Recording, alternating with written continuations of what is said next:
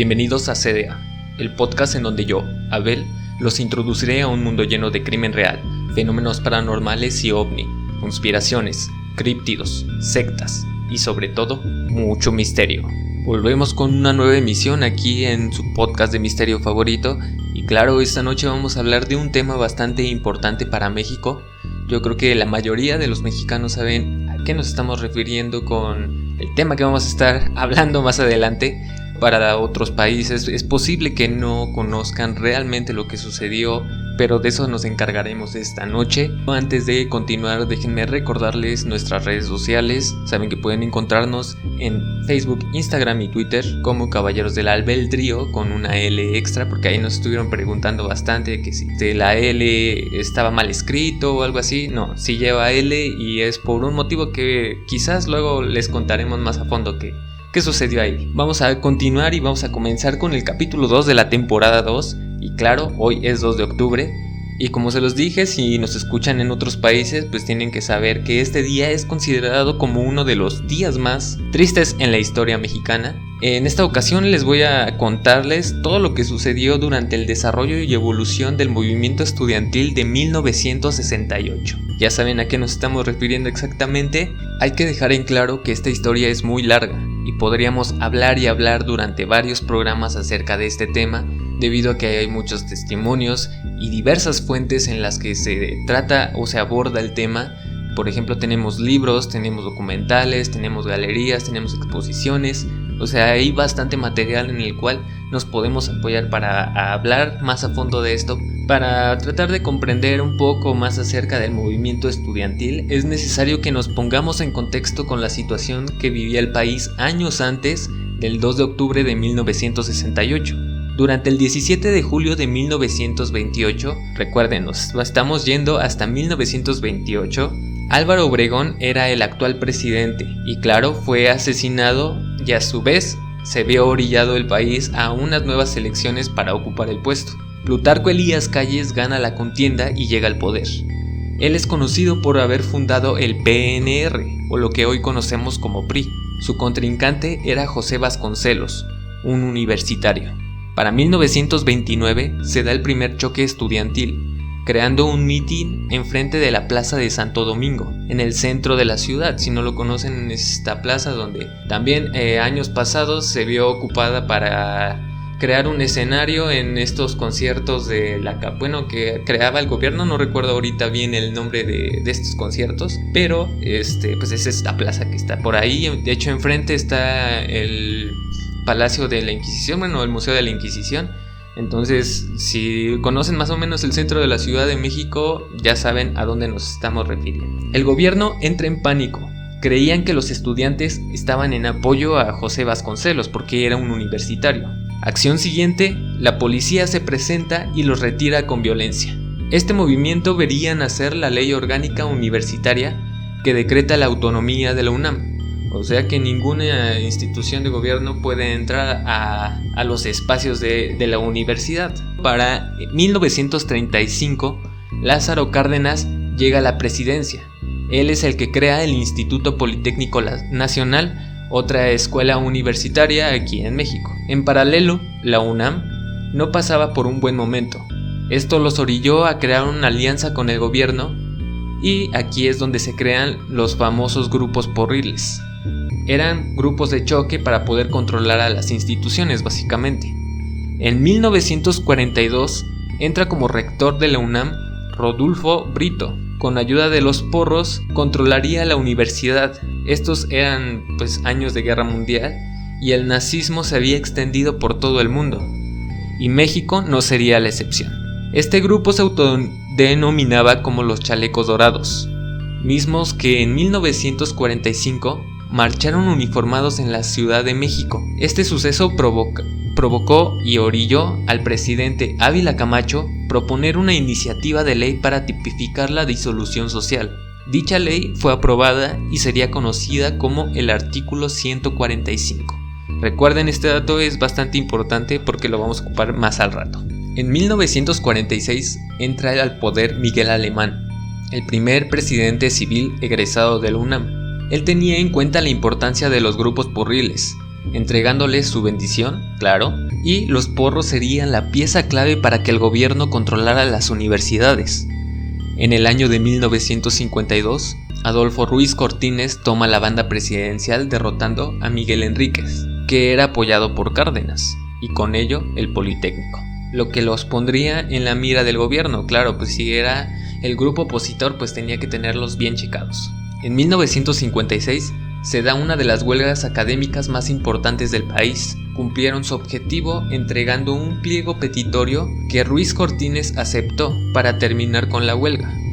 Dicha ayuda nunca llegaría y posteriormente el director del Politécnico es citado con el presidente. En cuanto llega, se le pide que firme una hoja para otorgar permiso al ejército de tomar las instituciones del Politécnico. Él, claro, se rehúsa a firmar esta hoja, pero al final de cuentas, el gobierno lo destituye y coloca en la silla a Alejo Peralta, entregando el internado del Politécnico al ejército por más de 2 años. Por la ley de disolución social, o el artículo 145, se le castigaba a todo aquel que alzara la voz en contra del gobierno. Justificación para intervenir en las universidades. Aquí llegamos a 1964. Díaz Ordaz llega a la presidencia de México apoyado por el PRI. Se comenzaron a llevar tiempos de estabilidad, entre comillas, porque el empleo estaba en ascenso y pues básicamente era conocido como el milagro mexicano. También la visión de México frente a otros países crecía por las enunciadas Olimpiadas de Verano del 68 y la Copa Mundial del 70. La cultura y el arte estaban en expansión y con ello el cambio de pensamiento. Era una generación que se estaba moldeando con un nuevo despertar, mismo que se vería reflejado en el movimiento. Esta historia comienza el 22 de julio de 1968, en la Ciudad de México. Estudiantes de las vocacionales 2 y 5 del Politécnico entran en una riña con estudiantes de la preparatoria 8 Isaac Ochoterena, perteneciente a la UNAM. Hay que aclarar que entre estas dos casas de estudios han atravesado diversos conflictos, principalmente por el deporte y el fútbol americano, así que una riña era pues algo normal. Sin embargo, eran jóvenes de preparatoria, o sea que tenían 15 años a lo mucho, y en cuanto comienza pues este enfrentamiento, alguien tenía que intervenir para que pues no llegaran a mayores. Así que llega el cuerpo policial, los famosos granaderos. Ellos comenzaron a golpear y lanzar gases en contra de los estudiantes. Detienen a algunos y al día siguiente, 23 de julio, los granaderos comenzaron una persecución de estudiantes pertenecientes a las vocacionales. El ataque estaba planeado y entraron por la fuerza a la institución, golpeando a estudiantes, maestros y personal, hecho que provoca a los estudiantes y pues traten de defenderse. Aquí comienza el contraataque. No había marcha atrás. Con estos hechos daría inicio al movimiento estudiantil de 1968. Dentro del Politécnico existía la Federación Nacional de Estudiantes Técnicos, o mejor conocido como la FENET por sus siglas. En un principio era controlada por estudiantes, pero poco a poco los tentáculos del Partido Revolucionario Institucional controlaron la federación, transformándola en un grupo de choque porril.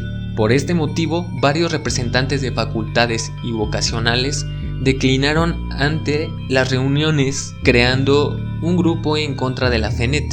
Después de la agresión del 23 de julio, todos los comités estudiantiles se unen en petición de la FENET y se convoca una marcha por las agresiones para el 26 de julio. Mismo día que la Central Nacional de Estudiantes Democráticos convoca una marcha en celebración a la Revolución Cubana. El mismo día se reunieron más de 5,000 estudiantes que salieron en dirección al Zócalo capitalino. Cuando llegaron al hemiciclo a Juárez, interceptaron con otra marcha. El corazón de los estudiantes rugía. El contingente de estudiantes democráticos se había unido al movimiento y continuaron avanzando por la Alameda Central. Interceptaron entre las calles Palmas y Madero, lo que hoy es conocido como la calle de las tiendas, muy representativa ahí en el Zócalo, y de pronto un contingente de granaderos se aparecería para cerrarles el paso y evitar que llegaran al Zócalo. Los estudiantes deciden retroceder, pero era demasiado tarde. Otro grupo de granaderos les había cerrado el paso, estaban acorralados. Los granaderos avanzaron agrediendo a todo mundo, tuvieron que salir corriendo en todas direcciones para evitar ser golpeados. Los estudiantes democráticos pertenecían a la UNAM, su única opción fue correr a la antigua Preparatoria 1 San Ildefonso, ubicada en el centro de la ciudad. Alumnos de la prepa, al percatarse del altercado, apoyan a los compañeros y comienzan a incendiar camiones para crear alguna distracción y ganar tiempo. Otros estudiantes se escondieron en las calles paralelas, donde se percataron que dentro del grupo de granaderos había infiltrados vestidos de civiles, rapiñando todo a su paso. Otro contingente corrió hasta el casco de Santo Tomás, perteneciente al Politécnico. Se dirigieron a la Escuela Superior de Economía, en donde se estaba llevando a cabo una conmemoración por la Revolución Cubana. Entraron al auditorio y tomaron posesión del micrófono para informar de la represión en contra de los politécnicos y universitarios. Ese mismo día se redacta el pliego petitorio de la huelga que estaba por comenzar. Desde ese momento se decidió no pisar las aulas por tiempo indefinido. El saldo de aquel enfrentamiento sería aproximadamente de 500 heridos, entre ellos estudiantes y peatones. Incluso dentro de las detenciones que hubo ese día, había algunos extranjeros que iban pasando por el Zócalo y los agarraron. O sea, vean hasta qué punto llegó la conducta de los granaderos. Este mitin era una afrenta en contra del gobierno de Díaz Ordaz, así que Julio Sánchez, el procurador de la República, pone en acción a agentes de seguridad y gira una orden de aprehensión en contra de los miembros del Partido Comunista Mexicano, todo porque se creía que detrás de las protestas estaba el comunismo.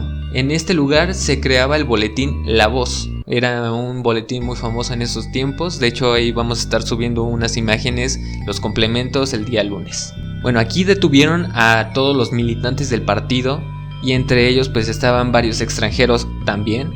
Todo esto pues era una jugarreta para culpar a los comunistas por la violencia propinada al movimiento. Nunca hubo comunismo en sí en el movimiento, siempre se trató de algo estudiantil, nunca se metió algo más como ellos creían. No crean que las huelgas, mítines y violencia solo se había concentrado en la ciudad. Pues en más estados de la República alzaron la voz. Por ejemplo, en Michoacán, la universidad creó un contingente, corearon mandas de apoyo al movimiento y al aniversario de la Revolución Cubana. Para el domingo 28 de julio, toda la UNAM ya tenía conocimiento de lo sucedido. Aún seguían los enfrentamientos en Prepa 1. Los granaderos intentaban entrar a la institución para apresar a todos los estudiantes. Ese mismo día, los comités del Politécnico y activistas de la UNAM se unen y deciden extender la huelga a todos los centros educativos de estas instituciones. Para el 29 de julio, los ataques no cesaban en contra de la Prepa 1. A pesar de que logran hacer retroceder al grupo de granaderos, deciden convocar al ejército. Cuando llegaron, no se pensó dos veces en sacar una bazuca y volar la puerta de la Prepa 1, dando pie a la detención de muchos estudiantes. Esto no paró aquí. Muchas escuelas del Politécnico y de Ciudad Universitaria habían sido tomadas por el ejército.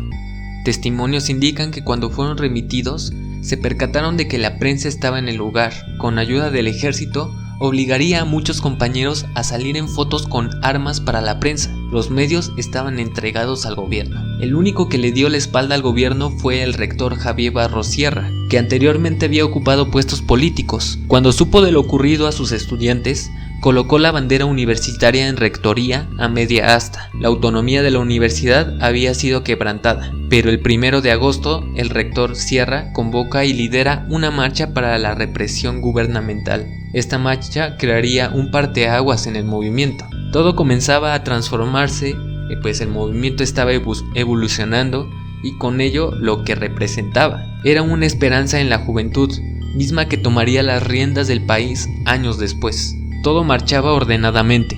El resto de la ciudad miraba a los costados, con vitoreos y aplausos, pues los jóvenes habían levantado la voz en contra del gobierno. Para el 2 de agosto, el Politécnico realizó una reunión en donde se funda el Consejo Nacional de Huelga, o mejor conocido como CNH. Los jóvenes comenzaron a luchar por algo más que la represión en contra de los estudiantes. Ahora se buscaba el cambio en diversos aspectos. También fue el boom del feminismo mexicano. La lucha en sí era en contra del autoritarismo del gobierno mexicano. Pronto, más escuelas de la ciudad y del país se unirían al movimiento que exigiría libertad al pueblo.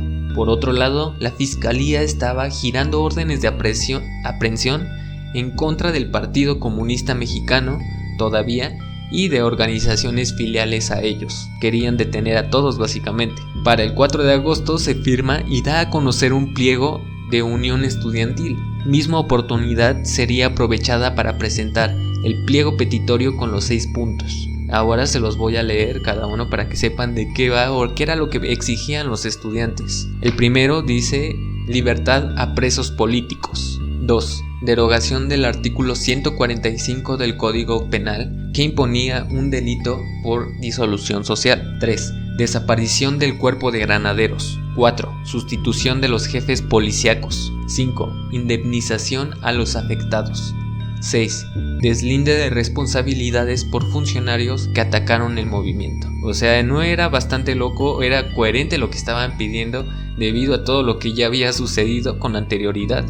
Pero para el 27 de agosto, una marcha reúne a más de 400,000 personas que llegaron al Zócalo capitalino. Un líder del movimiento que años después se daría a conocer que era un infiltrado del gobierno, Sócrates Campos, toma la voz para tratar de persuadir a los estudiantes de permanecer en el Zócalo hasta el día 1 de septiembre, que es el día en el que aquí se da el informe presidencial. Aquí solo 5,000 alumnos iban el Zócalo o que habían hecho caso a esta manda, y aquí pues ya se le estaba comenzando a nombrar a Díaz Ordaz en las encomiendas o en un modo de insulto. Acción que sería catalogada como una clara provocación para el gobierno, pretexto suficiente para solventar la enorme ola de violencia que se desataría de aquí en adelante. Si creen que ya teníamos violencia, se va a poner mucho peor. Durante la madrugada del 28 de agosto, un aproximado de 12 carros blindados, 4 camiones de bomberos, más de 100 patrullas preventivas, tanques y militares con rifles de alto calibre en compañía de granaderos, salieron de las calles Moneda, Seminario y Pino Suárez destruyendo los campamentos de los estudiantes. Comenzaron a correr para evitar el ataque. Incluso algunos chicos se subían a los tanques o se tiraban frente a ellos para evitar el paso. El ataque había comenzado. Todos los oficiales avanzaron, golpeando con brutalidad a los jóvenes. El 29 de agosto se reúnen aproximadamente 60 agentes encapuchados, que disparan por más de 10 minutos con ametralladoras a la Vocacional 7. Los estudiantes alzan la voz y con ayuda de vecinos de Tlatelolco convocan a un mitin para marchar al Zócalo. De inmediato 13 camiones y 26 tanques toman la Vocacional y el mitin se disuelve. Claro, nadie quería enfrentar a 13 camiones y 26 tanques sin nada. El 1 de septiembre, llegamos al 1 de septiembre, el día que querían los estudiantes quedarse ahí en el Zócalo. Se dio el informe presidencial con Gustavo Díaz Ordaz, que sale a dar su discurso aproximadamente a las 11 de la mañana, y frente a toda la Cámara de Diputados comenzó a dar su discurso, tocando puntos esenciales con el movimiento del 68. Quiso dejar en claro que estuvo dispuesto al diálogo e incluso aconsejó al Congreso que se debatiera uno de los puntos del pliego petitorio. Después dijo lo siguiente, cito: "Se ha llegado al libertinaje en el uso de todos los medios de expresión y difusión. Se han disfrutado de amplias libertades y garantías de hacer manifestaciones ordenadas en ciertos aspectos, pero contrarias al texto expreso en el artículo 9 constitucional. Hemos sido tolerantes hasta excesos criticados, pero todo tiene un límite y no podemos permitir que se siga quebrantando irresponsablemente el poder jurídico, como a los ojos de todo el mundo ha venido sucediendo. Tenemos la ineludible obligación de impedir la destrucción de las fórmulas esenciales, a cuyo amparo convivimos y progresamos". Toda la Cámara de Diputados comenzó a vitorearlo por más de 3 minutos de pie. El 7 de septiembre se convoca un mitin en Tlatelolco. que es nombrado como la manifestación de las antorchas. Para el 13 de septiembre se realiza una de las marchas más impactantes en la historia y una de las que demostraría al gobierno la capacidad de organización de los estudiantes, la famosa Marcha del Silencio, en la que se dieron cita más de 250,000 personas que con cinta o trapos en la boca no emitieron ningún sonido. Desde el Museo de Antropología hasta el Zócalo, además de asistir a estudiantes, se le unieron el sindicato de electricistas y el de ferrocarrileros. La marcha fue un éxito. Habían demostrado todo lo contrario que la prensa y el gobierno decía de los jóvenes.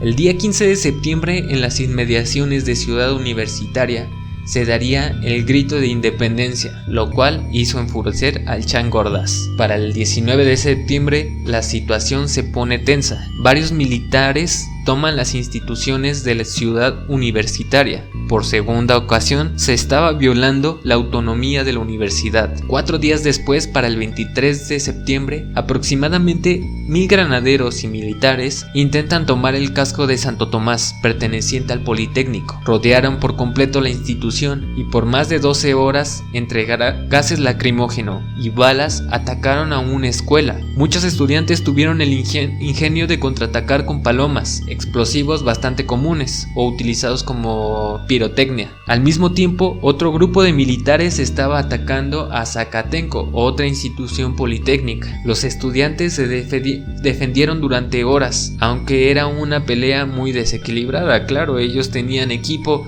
especializado, equipo militar, y ellos estaban contraatacando con pirotecnia. O sea, no había una comparación coherente. Por fin habían logrado entrar a la institución y con ello tomaron presos a más de 350 estudiantes. Durante las primeras horas del 24 de septiembre, más militares se dirigieron a Zacatenco y con ayuda de tanques blindados y lanzagranadas custodian las instalaciones y parten a Santo Tomás con la misma estrategia. Y fue así que lo consiguieron también.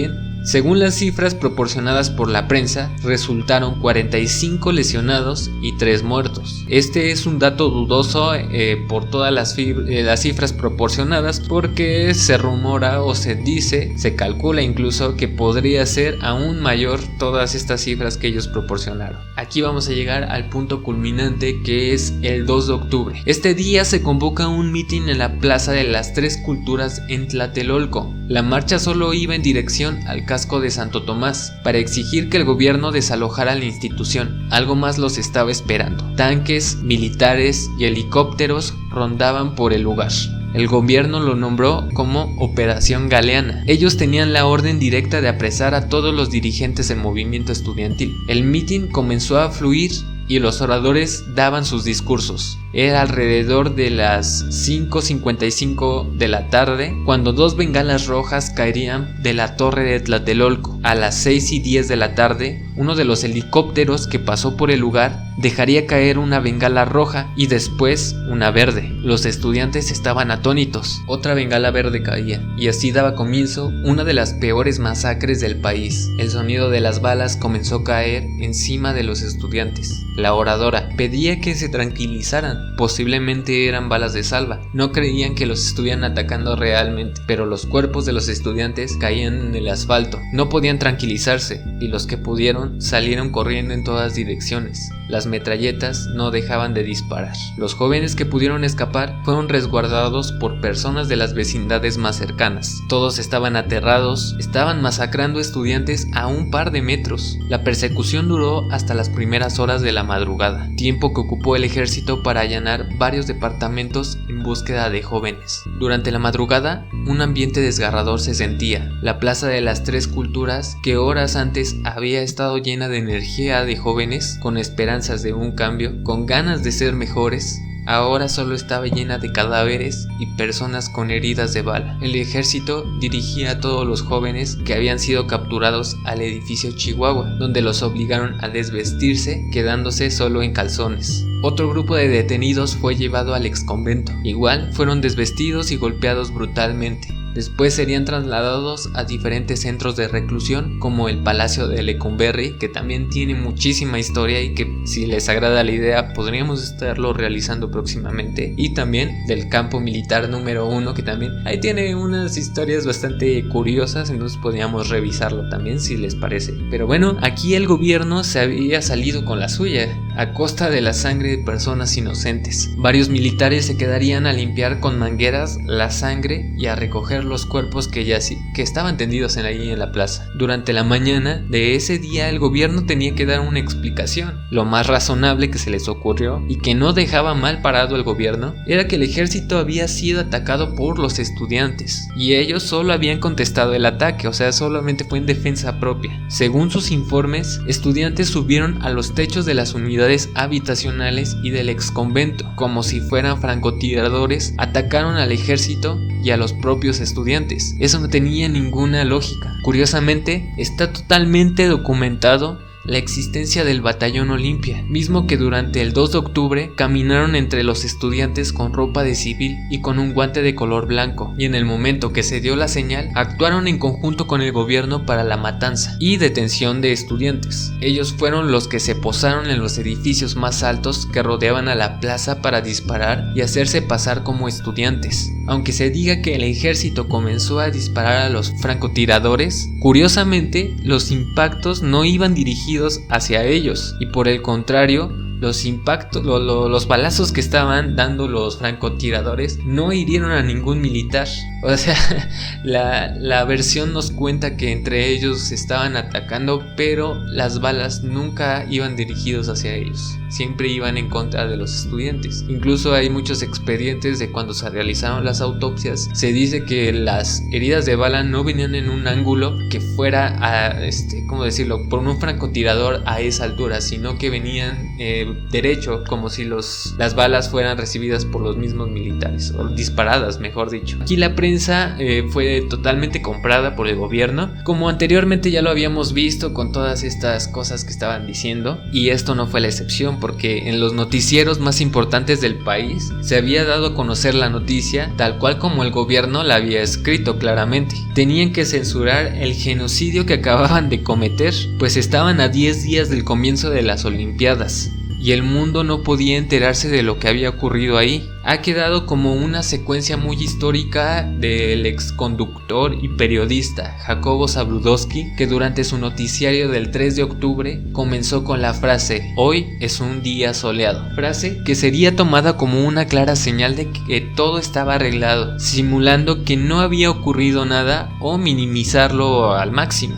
Díaz Ordaz no podía permitirse ese tipo de escándalos, y menos en este momento. Esa misma tarde se daría una conferencia de prensa por parte del secretario de Defensa, en donde se daría a conocer la versión del ejército que se estaba defendiendo. Los días posteriores, la situación comenzaba a quedar un poco rezagada en los medios por lo que les dije de las Olimpiadas, que llegaban el 12 de octubre. Estas mismas fueron inauguradas por Díaz Ordaz y fueron proclamadas como las Olimpiadas de la Paz. Muy irónico. Los meses posteriores a la masacre se vio disminuido la movilización estudiantil. Poco a poco el estudiantado retomó las clases, pero algo muy importante había ocurrido. Habían lastimado al sistema, habían cambiado al resto de las generaciones de estudiantes que están y que estarán en las aulas. En 1970, Ordaz deja el poder, se retira de la imagen política, hasta el año de 1977, cuando es nombrado como embajador en España, algo que no le convencía del todo, pero aún así se vio involucrado de cualquier manera. Durante una de las entrevistas realizadas, se volvió a abrir la herida.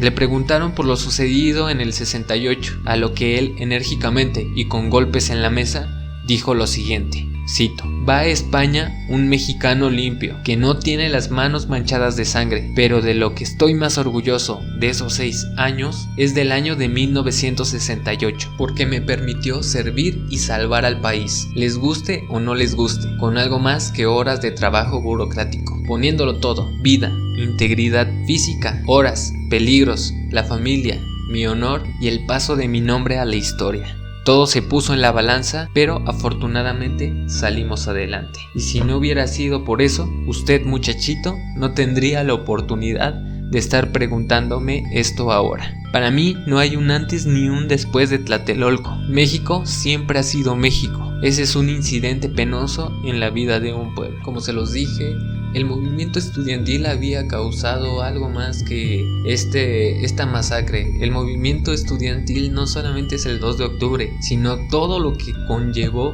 a que se diera ese momento, que se diera ese cambio de pensamiento. El gobierno nunca dijo nada, siempre desmintió todo lo que pasó y se quedó con la versión que dieron a la prensa, desafortunadamente. Aunque, como se los dije, hay cientos de testimonios de estudiantes o que ahora son licenciados o que fueron profesionistas en algún momento, cuentan las vivencias. Hay muchos documentales de dónde escarbar estos testimonios, la verdad son muy tristes. Y de hecho yo tuve la oportunidad de tener clases con un maestro, e incluso yo iba en la prepa 1, cabe aclarar. Aquí este maestro pues nos empezó a contar la experiencia que él tuvo en 1968, y la verdad es que es muy fuerte porque vio a uno de sus amigos morir. Entonces yo creo que no es nada agradable tener esa experiencia, porque incluso muchas de las personas que estuvieron ahí tuvieron que ser tratadas psicológicamente después por este gran impacto. Ver esto realmente nadie se lo imaginaba, y yo creo que en estos tiempos no ha existido un movimiento de tal magnitud como lo fue en 1968. Sí ha habido más movimientos estudiantiles. Por ejemplo, tenemos el más actual, que es el movimiento, la desaparición de los 43 de Ayotzinapa, que también se vio involucrado el movimiento estudiantil, pero yo creo que no se dio a más como lo fue aquí en 1968. Incluso el movimiento dejó un México diferente. Ya no tenía tanto miedo el pueblo a pensar y criticar al poder mismo, y este legado pues se sigue celebrando año con año el 2 de octubre con marchas en la Ciudad de México y en diferentes puntos de la República, en donde se reúnen estudiantes de diversas escuelas, se unen en contingentes y se realiza una marcha que parte de Tlatelolco hasta el Zócalo capitalino. E incluso se han ido sumando más colectivos. Por ejemplo, en el 68 se unió el colectivo de los electricistas y ferrocarrileros, lo cual le dio un impulso extra al movimiento. Pues aquí actualmente pues se han ido sumando diversas manifestaciones de distintas áreas. Por ejemplo, actualmente los padres de los desaparecidos de Ayotzinapa también realizan su marcha, se plantan en el Zócalo capitalino y se realizan diversas actividades o diversas cosas culturales. También se dan algunas representaciones, lo cual está bastante interesante. Y con esto de la pandemia pues no sabemos cuándo van a regresar estas marchas masivas, así que si se llega a quitar en alguna ocasión esta pandemia y se vuelve a realizar una marcha del 2 de octubre, y si tienen la oportunidad de estar en la Ciudad de México o de venir de otros países a visitar la Ciudad de México por esas fechas, asistan a la marcha conmemorativa al 2 de octubre, porque realmente es una vibra muy impresionante. Yo he estado en las marchas, he ido en varias ocasiones. Entonces es bastante interesante la vibra que se siente, la unión entre los compañeros estudiantes, y yo creo que eso es el legado que se dejó del movimiento estudiantil de 1968. Como se los dije, hay mucha carnita de donde rascar. Ahorita les di como que una breve embarradita de todo lo que sucedió en el movimiento. Yo creo que vamos a estar buscando a personas que puedan dar su testimonio, que puedan venir a darnos una entrevista y platicarnos en voz propia qué fue lo que ellos vivieron, y dejarnos pues claro todas estas enseñanzas que tienen de estas épocas. Esto ha sido todo por el capítulo de esta semana. Recuerden que pueden encontrarnos en todas nuestras redes sociales como Caballeros del Albedrío. También pueden ir a seguir a todas nuestras plataformas como Spotify, Google Podcasts, iVoox. También estamos en YouTube para que nos regalen un suscribir o un me gusta si es que les agradó este contenido. También saben que pueden ir a nuestras redes sociales a comentarnos lo que les plazca, comentarnos qué les parece este contenido, qué podemos hacer para mejorarlo. Pues ahí estamos abiertos a todas las posibilidades. Recuerden que todavía no termina el podcast, todavía tenemos más secciones adelante, así que quédense un ratito más para escucharlas y que nos comenten qué les parece. Bueno, me despido de todos ustedes. Recuerden que yo fui Abel y que nos estamos escuchando en otro Viernes de Misterio.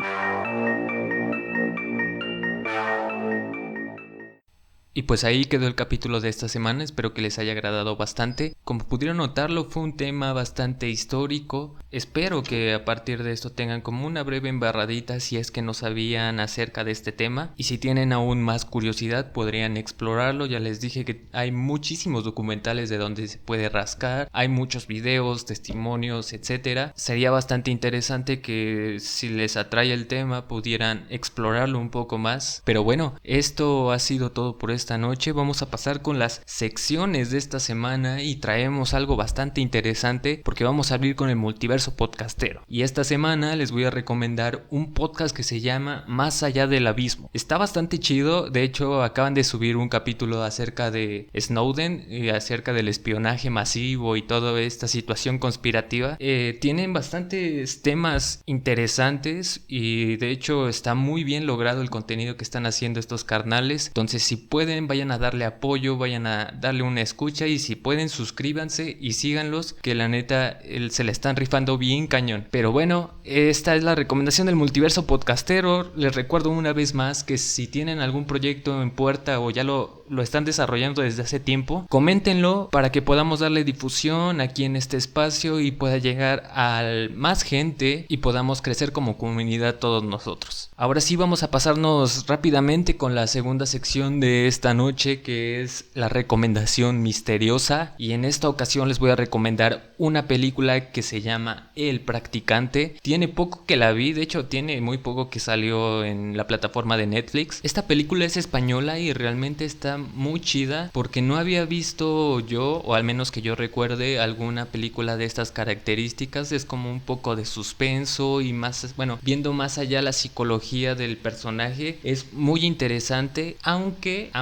vamos a decir que no me convenció tanto el final, pero no se los voy a venir a spoilear esta noche, así que si tienen curiosidad acerca de qué es esta película, vayan a dársela porque sí puede que los meta en un ambiente medio extraño, un poco tétrico. Entonces si les gusta, vayan a dársela. Ya saben que si tienen alguna recomendación que quieran pasarnos o alguna película que a ustedes les guste mucho, recomiéndenla y la vamos a estar mirando para que todas las personas que nos escuchen puedan también conocer sus gustos, conocer qué películas les gustan y sobre todo pues crear una bonita comunidad acerca de este tema del horror. Pero bueno, ahora sí vamos a continuar esta noche con los saludos. Y bueno, esta noche vamos a recordar a viejos amigos que nos han seguido desde casi que comenzamos este programa y que es bueno volverlos a saludar porque recibieron bastante bien la nueva temporada, este nuevo proyecto, por decirlo de alguna manera, porque pues sí es una manera muy distinta de crear el podcast solo a crearlo con Bones, que era una parte esencial de este programa. Realmente siguen escuchándolo, siguen siguiendo el contenido y pues bueno, vamos a pasar rápido a saludar a nuestro amigo Robert, que también nos trae escribiendo bastante, a nuestro amigo Chuy, también a Suber de Semillas de Videojuegos, que ya saben es otra recomendación que siempre hemos dado en este podcast. Si son amantes de los videojuegos, vayan a darse el podcast de Semillas de Videojuegos, que también la está haciendo bastante bien. Por ahí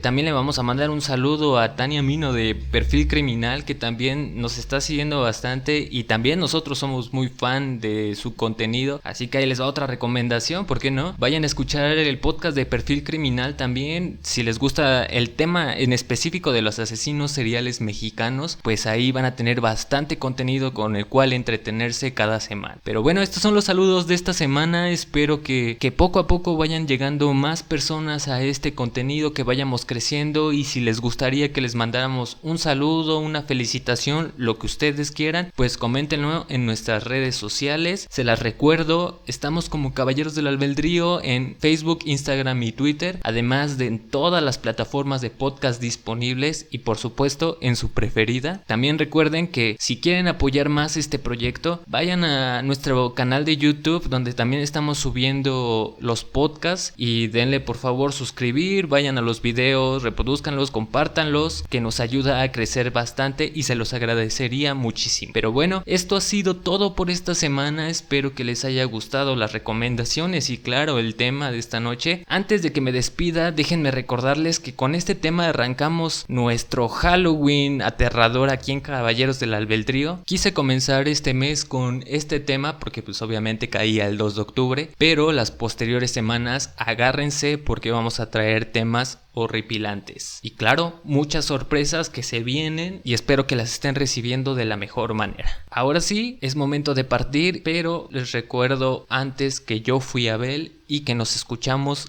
en otro Viernes de Misterio. Hasta la próxima.